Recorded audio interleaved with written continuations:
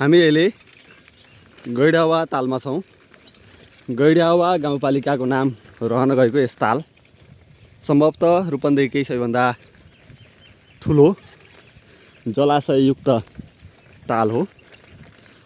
यहाँ विशेष गरेर केही समय अगाडि हामी घुम्दै आउँदाखेरि पानीको सतह घटिरहेको र चरीचरण क्षेत्र बनिरहेको अवस्था थियो भने अहिले सम्भवतः गाउँपालिकाकै पहलले होला पानी प्रचुर मात्रामा भरिएको देखिन्छ। साथै कमलको फुलले ढकमक्क ढाकिरहेको छ, फुल्ने अवस्थामा छ कमलको फुल। र यो जुन पानीको बिचमा रहेको यो रुख हामीहरूले त्यति बेला त्यही रुखको छेउमा फेदमा पुगेर फोटो खिचेका थियौँ।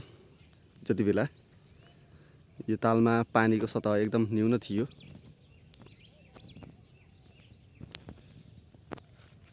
यसरी हेर्दै जाँदा विभिन्न हाँस प्रजातिका चराहरू पानीमा डुबुल्की मार्दै गरिरहेका छन्। यस भिडियोमा त्यति बढी क्वालिटी नभए तापनि केही कुराहरू देखाउन कोसिस गरिएको छ, कृपया हेरिदिनु होला।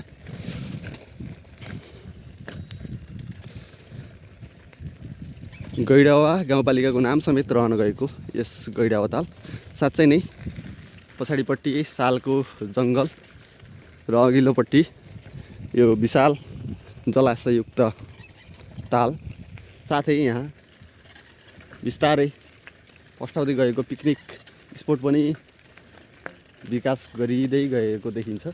साथै खाना बस्न सुविधाका लागि होमस्टे समेत सञ्चालन भएको पल्लो पाखाको गाउँमा देख्न सकिन्छ।